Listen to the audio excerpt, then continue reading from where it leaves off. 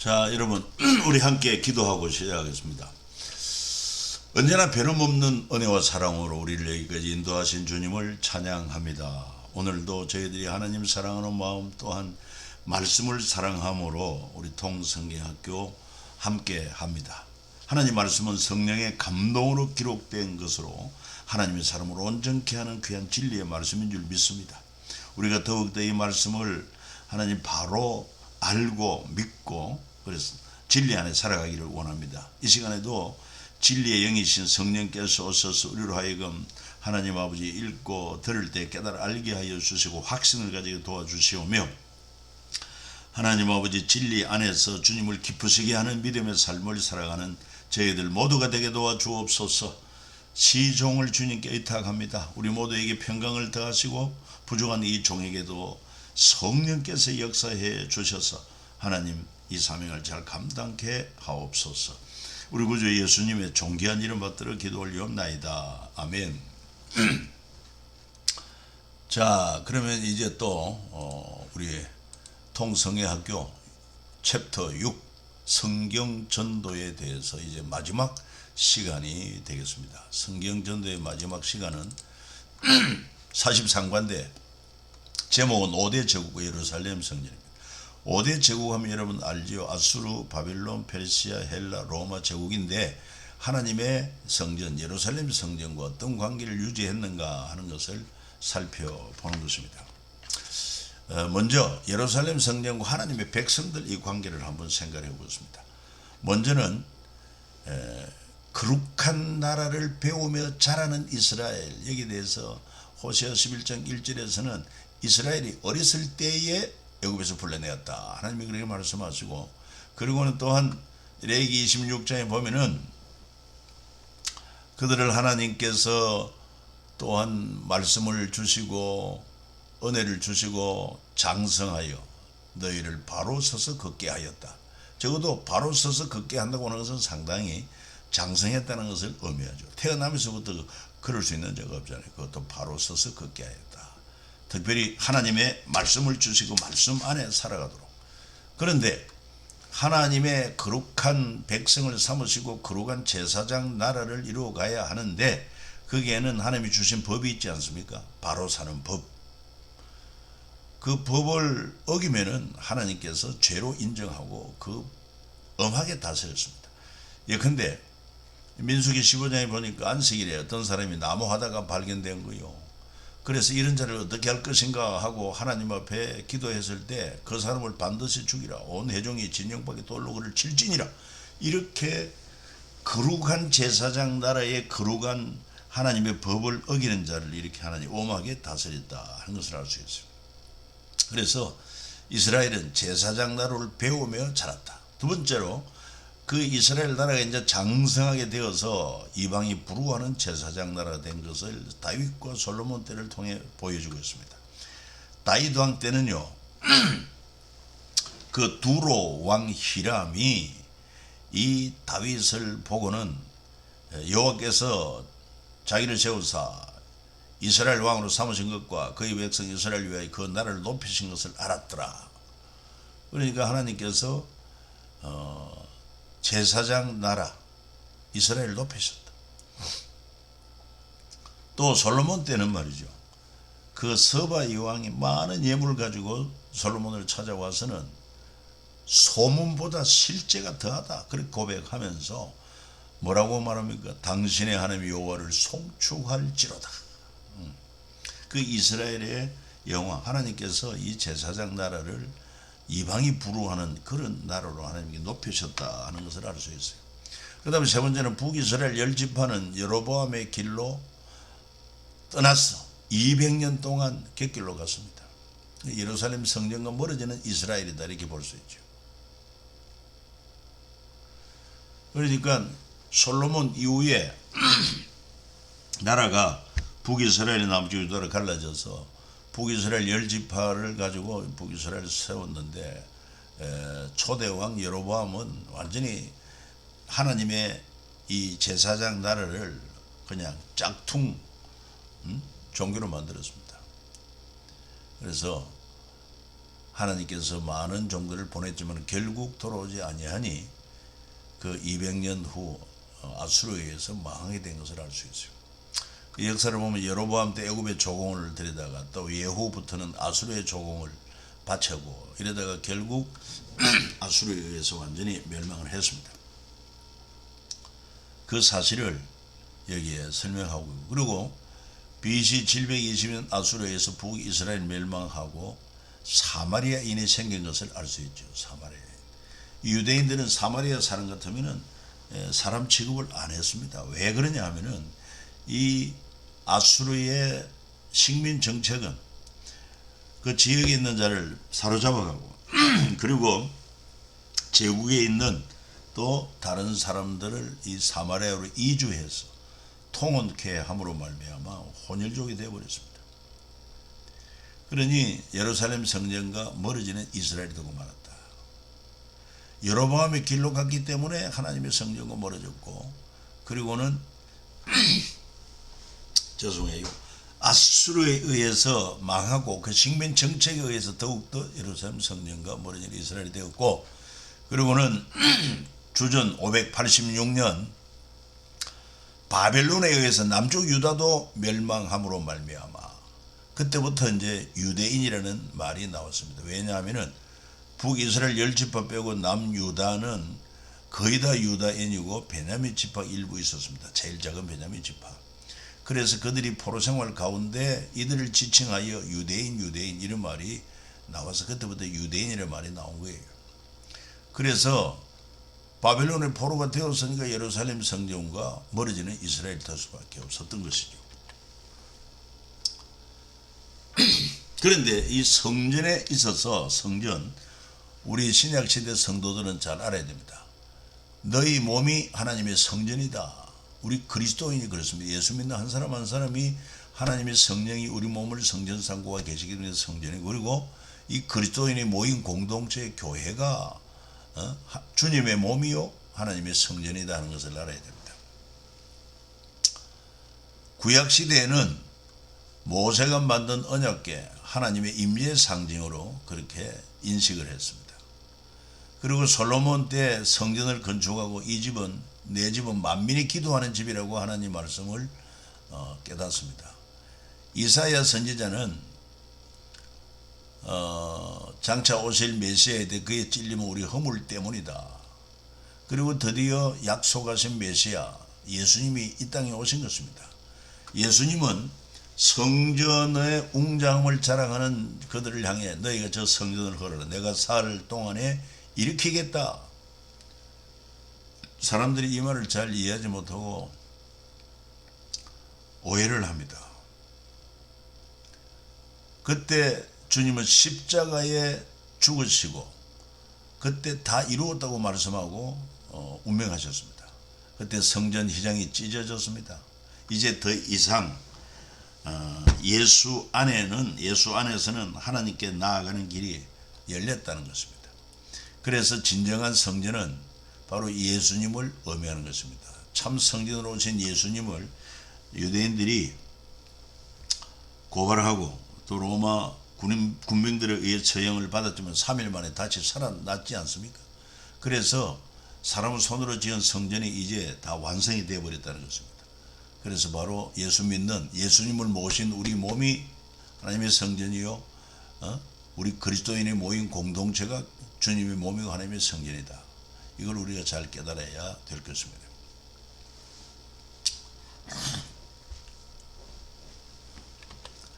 자, 그러면은 5대 제국과 예루살렘 성전을 이제 살펴보는데, 그러면 아수르 제국과 예루살렘 성전과의 관계는 어떠했느냐? 특별히 아수르 왕이 스스로 그의 말에 나는 내 손에 힘 내 지혜로 이 일을 행하여 나는 총명한 자라. 열국의 경계선을 걷어치고 그들의 재물을 약탈하였으며 또 용감한 저처럼 위에 거주한 자들을 낮추었다. 이렇게 자만했습니다. 그러나 이 아수르는 예루살렘 성전을 200년간 저버린 북이스라엘 처벌을 위한 도구였다는 것입니다.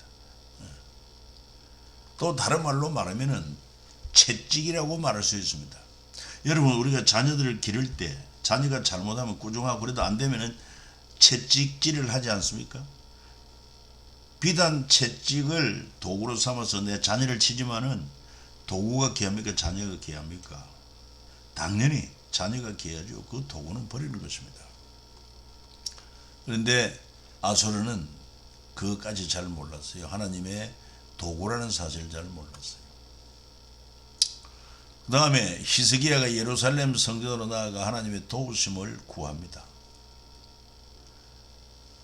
이처럼 아수르 제국이 강성해서 북이스라엘을 삼켰지만 그리고는 또 남쪽 유다까지 삼키려고 공격해 왔습니다. 완전히 에워쌌습니다. 그때 유다왕 히스기야는 하나님의 성전에 올라가 살아계신 하나님 앞에 도움을 구했습니다. 히스기야가 사자의 손에서 편지를 받아보고 여호와의 성전에 올라가서 히스기야 그 편지를 여호와 앞에 펴놓고 그 앞에서 히스기야가 기도하여 가로되 우리 하나님 여호와의 원하건대 이제 우리를 그의 손에서 구원하옵소서. 그래 하시면 천하 만국이 주 여호와 홀로 하나님이신 줄 알겠습니다. 그래서 하나님께서 그 기도를 들으시고 예루살렘 성전을 포위했던 아수르 제국 군대 18만 5천 명을 하룻밤 사이에 다 진멸시킵니다. 그러니까 뭘 의미하느냐 하면은 이 아수르 제국이 그 제국의 힘을 믿고 왕이 교만했지만 그러나 북쪽 이스라엘 사마리아를 점령하고 그들을 멸망시킨 것은 북이스라엘이 하나님을 저버린 결과로 아수르를 도구로 사용한 것이지. 이처럼 깨어 하나님을 의지하고 성전에서 기도하는 이 예루살렘은 함락시킬 수가 없었다 하는 것입니다. 자, 두 번째로 바벨론 제국과 예루살렘 성전과의 관계를 한번 생각해 보게 될 때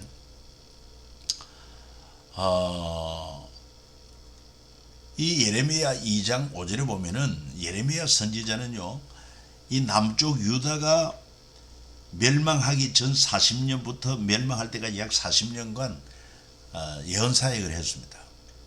그래서 하나님의 말씀을 받아서 지금 멸망의 길로 가고 있는 하나님을 떠나 점점 멀리 떠나고 있는 유대인들을 향해서 유대인이라기보다도 유다 백성들을 향해서 이렇게 말합니다. 너희 조상들이 내게서 무슨 불의한 보았기에 나를 멀리하고 가서 헛된 것을 따라 헛되이 행하느냐. 우상을 숭배하고 지금 악을 행한다 이 말이죠. 그리고 뿐만 아니라 그들이 여기에서 크고 가증한 일을 향해 나로 성소를 멀리 떠나게 하느니라. 하나님이 성소를 버리게 할 만큼 악을 행한다는 것입니다. 그리고 또 에스겔서에 보면은 하나님의 에스겔의 영을 인도하여 여호와 성전 안뜰에 들어가서 보니 보라 여호와의 성전 문곧 행관과 제단 사이에 약 25명이 여호와의 성전을 등지고 낯을 동쪽으로 향하여 동쪽 태양에게 예배하더라. 이렇게 당시 남쪽 유다가 정말 참 신앙은 잃어버리고 형식과 외색에 사로잡혔습니다. 그래서 성전 뜰만 밟고 가는 이런 헛된 신앙이 되었습니다. 그랬을 때 하나님께서 이 바벨론 제국을 징계의 도구로 삼아 가지고 그래서 남쪽 유다를 바벨론 느부갓네살의 예루살렘을 70년 동안 넘겨서 안식하게 만듭니다. 그래서 성경은 말합니다. 예레미야 25장 9절에도 보라 내가 북쪽 모든 종족과 내종 바벨론 왕 느부갓네살을 불러다 이 땅과 그 주민과 서방 모든 나라를 쳐서 진멸하여 그들을 놀램과 비웃음거리가 되게 하며 땅으로 영원한 배후가 되게 할 것이라 여호와의 말씀이다 말씀하고 있습니다. 그러니까 바벨론 왕 느부갓네살을 불러서 이 헛되게 하나님을 경배하는 이 유대 백성들을 바벨론 손에 붙여 70년 동안 포로되게 되는 것입니다. 그래서 결국은 BC 586년 바벨론 왕 느부갓네살 왕에 의해서 예루살렘 성전은 완전히 점령당 성전과 왕궁과 그리고 집들이 불타버리고 모든 성전에 하나님의 예배하는 기구들은 다 바빌론으로 빼앗겼습니다. 역사 가운데 어떻게 이 제국과 더불어서 하나님의 성전 예루살렘 성전이 어떤 관계가 되었는가, 어떤 상황이 되었는가를 잘 보시려는 것입니다. 자, 세 번째는 페르시아 제국과 예루살렘 성전인데 이제 페르시아가 바벨론 제국을 무너뜨리고 그리고는 고레스 왕이 포로됐던 유다 백성을 다시 고국으로 돌아가서 성전을 건축하라고 말합니다. 이게 바로 페르시아 제국의 지방화 정책입니다. 바벨론은 모두 포로로 잡아와서 유수한 인재들을 바벨론화 시키고 했습니다마는 이 페르시아 제국은 오히려 포로된 자를 본토로 돌려보내서 그리고 그들의 종교도 인정을 해주고 유대인들에게 하나님의 성전을 건축하게 했던 것입니다. 이것은 바로 페르시아 제국의 미래를 위한 투자였다는 것을 알 수 있어요. 그러니까 이 유대인들로 하여금 다시 예루살렘으로 돌아가서 성전을 건축하라 이렇게 함으로 이 비단 페르시아 제국의 통치를 받는 식민 국가이지만은 저들의 그 옛 살던 옛 고토 그리고 또 저들의 종교를 인정해 줌으로 활성화시키고 경제를 부흥케 해서 그 세수를 거두어서 이 페르시아를 번영케 하는 그런 전략을 썼다 하는 것입니다. 그래서 예루살렘 성전을 재건하도록 명령을 내렸다는 거죠. 그래서 페르시아 제국 귀화 명령을 받아들인 사람들이 이제 에스라 1장 5절에 나오는데 성전을 그리워하며 소망을 품은 이들이 이에 유다와 베냐민 족장들 제사장들 우리 사람들 그 마음에 하나님께 감동받고 올라가서 예루살렘 여호와의 성전을 건축하고자 하는 자가 다 일어나니 그 회중의 합계가 42,301차로 돌아오고 지도자 스룹바벨 2차는 또한 느헤미야가 지도자가 되어서 돌아오고 3차는 에스라가 지도자가 되어서 이렇게 3차에 걸쳐서 돌아오고 포로도 3차에 걸쳐서 귀환도 3차에 걸쳐서 그러면서도 또 페르시아에 남은 자들이 있습니다. 다 예루살렘으로 돌아오지 않고 그 흩어진 페르시아에서 기반을 잡고 또 흩어져 있는 유대인들이 디아스포라 유대인들이 많이 있었습니다. 여러분 다니엘 같은 경우도 그랬지 않습니까? 그래서 우리가 에스더서 보면은 바로 페르시아의 수산성에 있던 유대인 모르드게 그 사촌 여동생 에스더 그리고 그 후에 그 왕과 친밀한 관계도 맺으면서 페르시아 제국 왕의 술 맡은 관원도 되고 이렇게 될 만큼 그 페르시아의 남은 자들이 신뢰를 받고 인정을 받았던 것을 알 수 있어요. 그 다음에 스룹바벨 성전 건축 1차 포로에서 귀환한 자들이 돌아와서 그 지도자 스룹바벨 중심으로 해서 성전을 건축했는데 이게 바로 스룹바벨 성전이다 이렇게 말합니다. 그래서 페르시아 때는 이 고레스가 유대인들에게 또 식민 정책 그 바벨론 제국은 전부 다 중앙화했지만은 그들 가운데 이들을 다시 옛 고토로 너희 살던 곳으로 돌아가라. 그리고는 너희들이 섬기던 신을 섬기라. 특별히 유대인들에게 하나님의 성전을 건축하라. 자, 이런 결과는 따지고 보면은 우연히 되었다기보다도 일찍이 예레미야 선지자가 하나님 말씀으로 씨를 뿌린 결과예요. 그리고 또 에스겔과 다니엘이 포로된 가운데서 바벨론 포로 70년 가운데서 이렇게 하나님 말씀으로 당신의 백성들 하나님의 백성들을 거룩한 제사장 나라 백성으로 교육을 시킨 결과다 하는 것입니다. 이런 선지자들이 노력한 결과로 바로 모르드게와 같이 에스더와 같이 또 스룹바벨 그리고 또한 느헤미야 에스라 이런 훌륭한 지도자들이 인물들이 나오게 되었다. 그 다음에 헬라 제국과 예루살렘 성전 관계를 살펴보면은 헬라 제국 때 알렉산더는 상당히 용맹도 했지만 철학적인 인물이었어요. 그래서 그는 정복한 나라의 주요한 도시마다 알렉산드리아 그렇게 도시를 건설하고 그곳에 도서관을 세웠어. 이 헬라어를 완전히 그냥 세계화시킵니다. 그리고 헬레니즘이라는 문화를 이끌어냅니다. 그런가 하면은 유대인들은 예루살렘 성전 중심의 히브리 사상 헤브라이즘을 가지고 있습니다. 충돌이 되었습니다. 그래서 이 헬레니즘을 주창하는 BC 167년 안티오쿠스 왕이 무섭게 이 히브리 사상을 가진 유대인들을 박해합니다. 예루살렘 성전 안에 제우스 신상을 건립하고 돼지 희생 제물을 바치고 할례를 행한 부모와 아기들을 살해하고 반대하는 하시딤들을 경건주의자들을 살해합니다. 그러니까 여기에 분노한 사람들이 일어납니다. 소위 마카비 혁명이라고 하는데 이 마카비는 모데인의 제사장 마따디아가 제우스 신을 위한 제사를 명령하는 안티오쿠스 사세의 특사와 이를 실행하려는 젊은 제사장을 죽이고 5 아들과 함께 추정자들과 사막으로 대표하여 또 안티오쿠스 사세가 안식일날 유대인들이 숨어있는 동굴을 막 1,000여 명 학살하자 대학살로 인해 하시딤 세력과 이 경건주의자 이 바리새인 세력과 마타디아 세력이 연합하여 무력 항쟁을 합니다.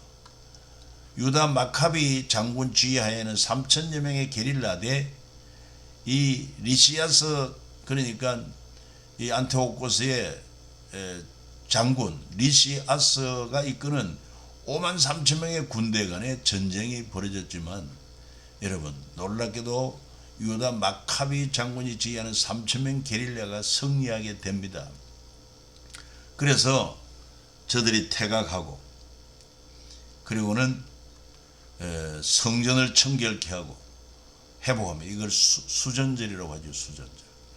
그래서 유다 마카비 승리와 안티오쿠스 4세 죽음으로 리시아스 장군과 타협을 했고 예루살렘 성전을 회복하고 유대인들의 종교의 자유를 쟁취하게 되고 이를 기념하는 절기가 수전절이 되었습니다. 그러니까 성경에도 보니까 예루살렘의 수전절이 있는 때는 겨울이라 그 수전절의 유래가 이렇게 되었다는 것을 알 수 있습니다. 그래서 헬라 제국 때는 이 헤브라이즘 유대인의 히브리 사상과 그리고 이 헬라 제국의 그러니까 헬레니즘 이 사상 충돌하고 사실은 이 헬라 제국 때도 알렉산더가 일찍 죽고 그 후에 남은 부하들에 의해서 결과적으로 4등분의 나라가 되었다가 결국은 북방 이스라엘 시리아 중심의 북방 이스라엘과 남방 이집트 중심의 헬라 제국으로 나누어집니다. 그래서 북쪽 수리아 헬라와 남쪽 이집트 헬라로 나누는데 이집트 헬라는 상당히 우호적이었고 성경 번역을 합니다. 이 히브리어로 기록된 구약 성경을 헬라어로 이렇게 번역까지 할 정도로 우호적이었는데 특별히 저기 시리아 헬라 제국이 안티오쿠스가 이 남방 그러니까 애굽 헬라 제국을 치려고 하다가 실패하고 돌아가면서 그냥 그 홧김에 뭐 이렇게 유대인들을 막 핍박하고 학살하고 제사를 멸시하고 이러다가 결국은 마카비 혁명이 일어나게 되고 그래서 한때 이제 그 뭡니까 시리아 헬라 제국이 유대에서 철수하고 하스몬 왕조가 한 80년간 이렇게 유지가 되었다 하는 것입니다. 마지막 로마 제국의 예루살렘 성전인데 유대 역사를 통한 예루살렘 성전 이야기를 학습한 로마 제국은 우리가 비단 제국이고 이 이스라엘을 우리가 통치하는 정복국이 되었지만 이들의 종교를 존중해 줘야 되겠다. 그래서 성전을 재건하는 데 있어서 지원을 해줍니다. 그때 헤롯으로 말미암아 성전을 자꾸 화려하게 또 거대하게 이렇게 꾸며가는데, 예수님 당시에는 그 헤롯 성전이 46년 동안 지어지고 있었다 할 만큼, 그게 바로 이 로마 제국의 예루살렘 성전에 대한 그런 정책이었습니다. 왜냐하면 유대 역사를 들어보니까 예루살렘 이 성전이 얼마나 유대인들에게 중요한지 이걸 알게 되고, 그래서 괜히 이 예루살렘 성전을 손대어 가지고 유대인들의 감정을 노하게 할 필요가 없다. 그래 제국에 유익될 게 없다는 것을 알았습니다.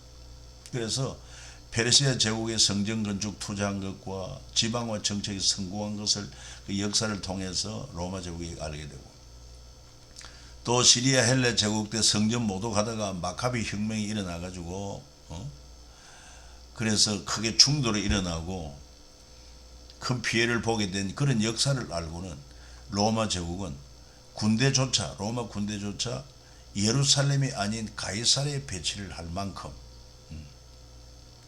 그만큼 유대 예루살렘 성전을 존중을 해주었다는 것입니다. 그게 뭐 진정 저들이 하나님을 믿어서 그런 것이 아니라 제국의 정책상 그렇게 했다는 거죠. 그래서 유대인 성전 중심주의를 이용한 로마 제국 헤롯 성전을 헤롯 성전이라고 하는 것은 바로 스룹바벨 성전을 정축해 간 것을 헤롯이 중심에 대해서 했기 때문에 헤롯 성전이라고 합니다.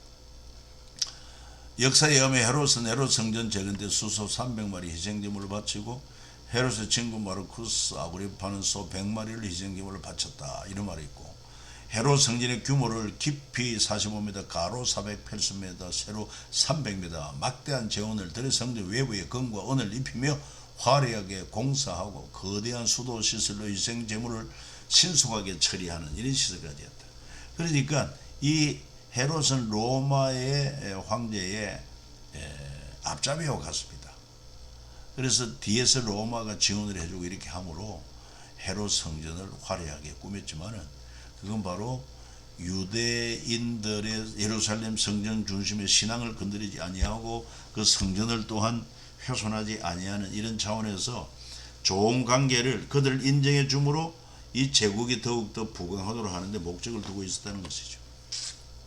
그래서 예루살렘 성전을 이용한 로마 제국이라는 말이 나오는데, 유대 분봉왕 제도를 두었고, 그 다음에 로마 총독과 병력은 종교의 수도 예루살렘이 아닌 가이사랴에 주둔하도록 했고, 그리고 유대 자치기구 사내들인 공회를 인정해 줍니다.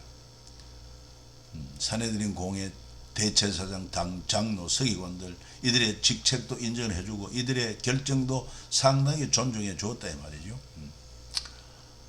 그리고 로마 유대 명절 되면 그 기념으로 특사 제도가 있는데, 우리나라도 마찬가지죠. 대통령 특사처럼.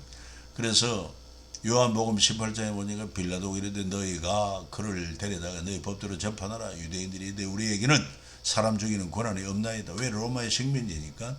6월절이면 내가 너희에게 한 사람을 놓아주는 전례가 있으니 그러면 너희는 내가 유대인의 왕을 너희에게 놓아주기를 원하느냐.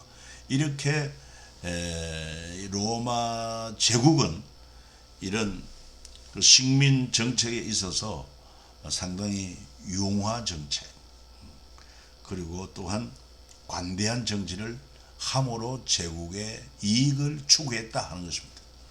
그 다음에 예수님과 예루살렘 성전 관계를 우리가 한번 이제 살펴보게 되면은, 예수님도 어릴 때 6월절 되면은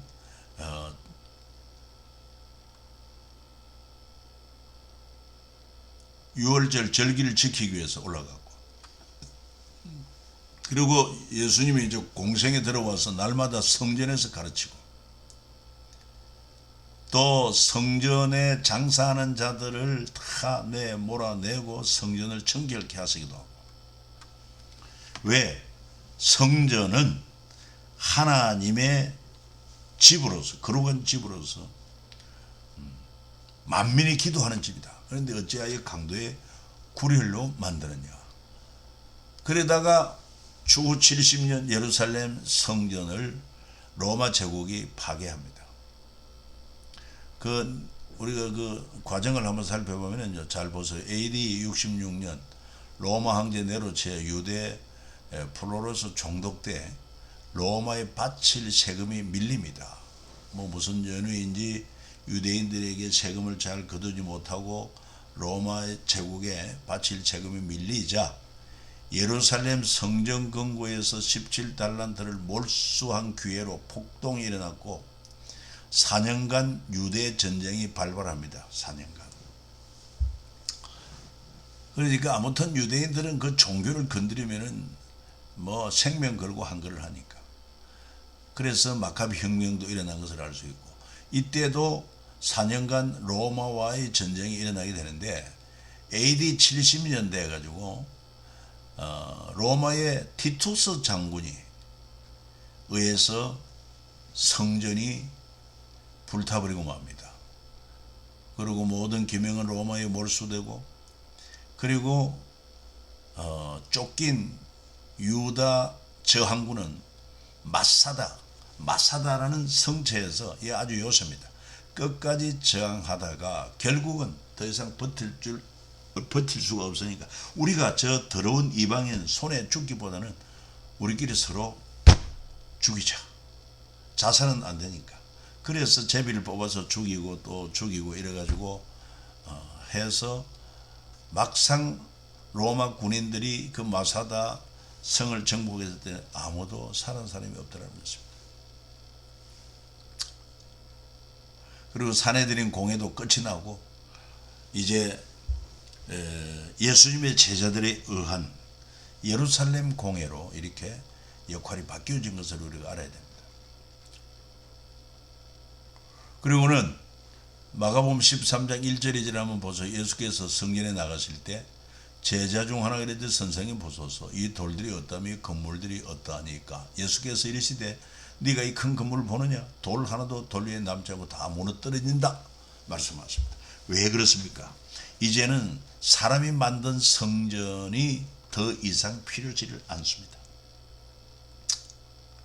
하나님의 거룩한 성전이요 임재의 상징이라고 한 이 성전이 있어도 이 유대인들이, 하나님의 백성들이 제사장 나라서 사명을 감당하지 못하고 제사장 나라의 시민답게 거룩한 삶을 살지 못하고 믿음을 잃어버렸을 때, 여러분 북이스라엘 아수르에 의해서 망하지요. 남유다 바빌론에 의해서 망하지요. 그 이후로 페르시아의 지배 아래 또 로마의 지배 아래 이렇게 들어가게 된 것이다.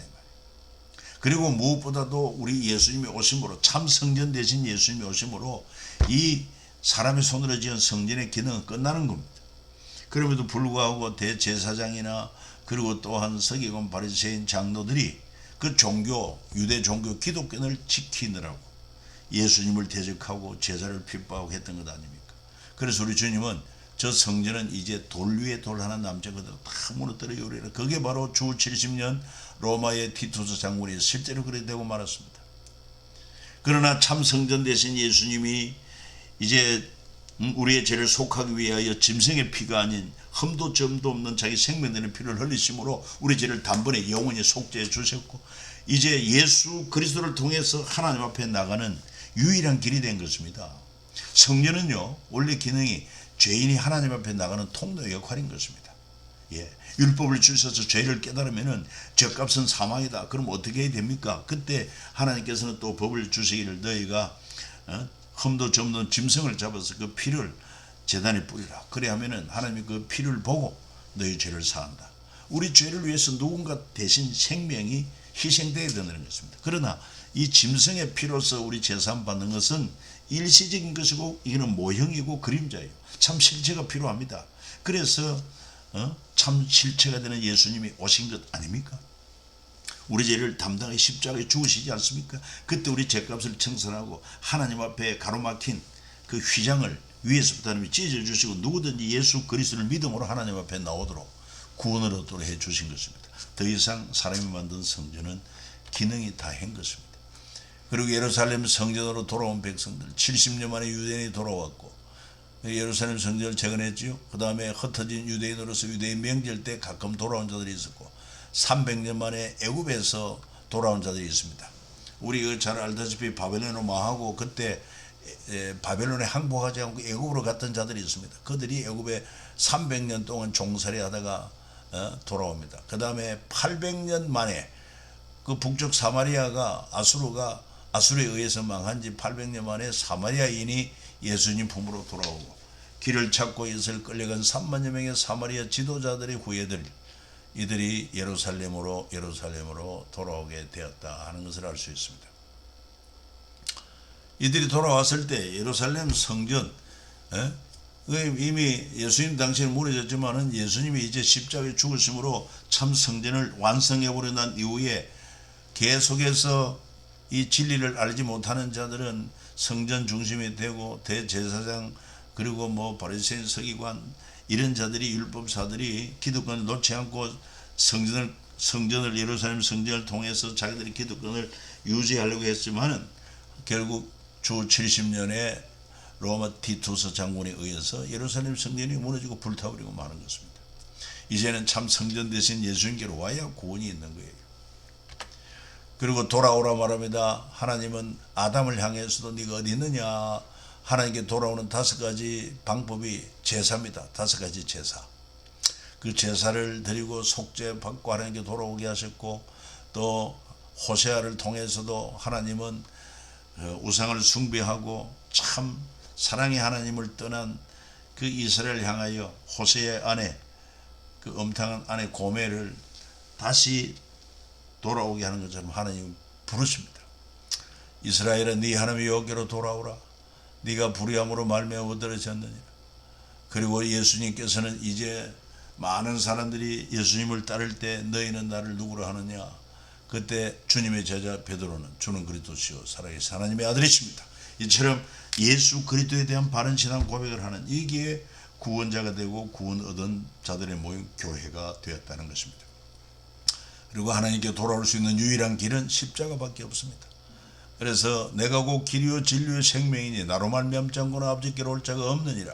그리스도께서 나를 보내시면 세를 베풀게 하려 하심이 아니요 오직 복음을 전하게 하려 하심이로되 말의 지혜로 하지 아니하면 그리스도의 십자가 헛되지 않게 하려 함이라. 그가 찔리면 우리 허물 때문에, 이것은 우리의 죄악 때문이라. 그래서 예수 그리스도로 말미암지 않고는 결코 하나님 앞에 죄 사함 받고 하나님께로 나올 길이 없습니다. 잃어버린 낙원을 회복할 길이 없습니다. 잃어버린 하나님의 형상이 회복될 수 없습니다. 잃어버린 영원한 생명 회복할 길이 없습니다. 오직 길이요 진리요 생명이 계신 예수 그리스도를 통해서만. 그래서 주님은 성경에 뭐라고 말합니까? 다른 이로서는 구원을 얻을 수 없다. 천하 인간이 구원 얻을 만한 다른 힘이 없다. 오직 예수 그리스도밖에 없습니다. 자, 70년 만에 유대인이 돌아와서 예루살렘 성전을 재건했죠. 그래서 이미 예레미야 선지자가 그런 예언도 했습니다. 바벨론 왕을 겁내지 말고, 그리고 하나님께서 너희와 함께 있어 너희를 구원하여 그 손에서 너희를 건지리니 두려워 말라. 너희를 너희 본향으로 돌려보내리라 하셨느니라. 분명히 말하면 70년 차면에 돌아온다고 말했어요. 그래서 그 말씀대로 역사 가운데 보면은 70년이 차니까 파사온 고레스 원년에 바벨론을 무너뜨리고, 이 파사 페르시아 아닙니까? 고레스 왕 원년에 하나님께서 예레미야의 입을 통해 하신 말씀을 이루게 하시려고 고레스 왕의 마음을 감동시키며 그 온날에 공포조서 내려서 예루살렘의 성전을 건축하라. 너희는 돌아가서 예루살렘 성전을 건축하라. 그래서 저들이 돌아와서 성전을 건축하고 봉헌식을 행하게 된 것을 알 수가 있습니다. 그 다음에 디아스포라 유대인 명절 때 가끔 돌아왔습니다. 삶의 기반은 그대로 두고 이방 나라에 이미 아수르에 의해서 흩어졌고 바벨론에 의해서 흩어졌던 유대인들, 그 다음에 페르시아 제국 때 고레스는 돌아가라고 그랬음에도 불구하고 돌아온 사람이 있는가 하면은 그 흩어져 살던 그곳에 기반 두고 있던 자들은 그대로 그곳에서 살면서 예루살렘에는 명절을 지키기 위하여 가끔 찾아오는 디아스포라 유대인, 흩어진 유대인들, 하나님을 잊지는 않았지만 자신의 삶의 기반이 우선인 유대인이라 이렇게 또 볼 수도 있죠. 바로 페르시아의 도성 수산에 거하는 자들, 모르드게, 에서도 그 외에도 많은 유대인들이 있었다. 그때 이 하만이 모르드게 대한 악감을 가지고 모르드게만 아니라 모르드게 민족을 다 멸하겠다. 그러나 결국 하나님의 역사 가운데 이 하만의 계략은 실패로 돌아가고 놀랍게도 모르드게가 그 공로를 인정받게 되고 에스더는 왕비가 되고 그래가지고 유대인들이 구원을 받고 구출을 받고 불임절이라는 기쁨의 절기를 지키게 되고 그래서 그때 경건한 유대인들이 천하각국으로부터 예루살렘에 머물러 있더니 예수님 당시 오순절 이럴 때도 그랬습니다.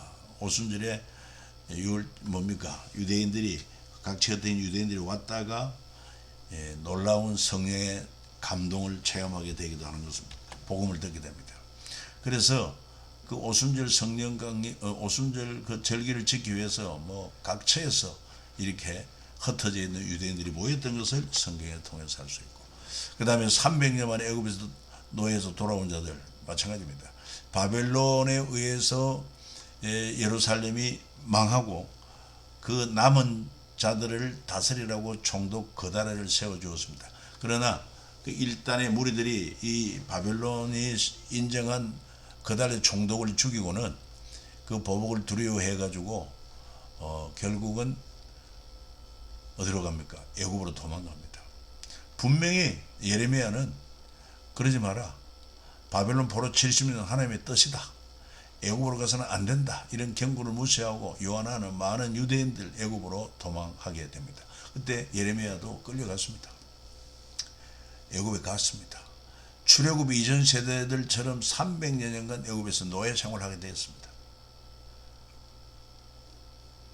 그러나 그 후 세월이 지나면서 이집트 헬라 제국 프톨레미 2세 때 히브리 모세 오경의 헬라 번역 작업을 그 70인역이라고 하는데 아리스테아스 유대인의 노예들의 해방 권유를 받아들이므로 그때 애굽의 노예 생활한 300년 만에 해방되어 가지고 예루살렘으로 돌아오고, 특별히 국고에서 속전 460달란트 이상 1인당 20드라크마 계산해 가지고 오래전 끌려 나온 노예 400드라크마 이게 국고 비용으로 해방시켰다는 것입니다. 애굽의 유대인 노예들을.